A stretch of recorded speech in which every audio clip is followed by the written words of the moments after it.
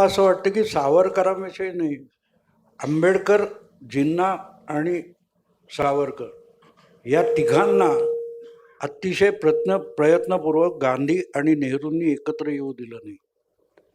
लक्षात ठेवा, ज्यावेळेला पाकिस्तानी पहिली कल्पना मांडली गेली त्याच्यावर एक पुस्तिका निघाली होती. मला आता नेमकंच आठवत नाही पण कोणी लिहिली होती. पण ती जेव्हा कुठच्या लंडनच्या कुठच्या युनिव्हर्सिटीमध्ये वितरित झाली तेव्हा त्याच्यावर प्रतिक्रिया विचारल्यावर जिन्ना म्हणाले होते अत्यंत खोलचट कल्पना आहे.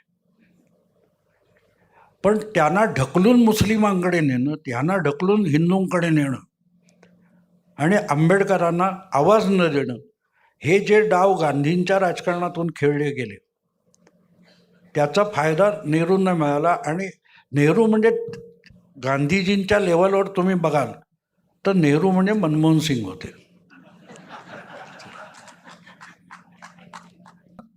नाही, एक मी याच्याबद्दल एक सांगेन की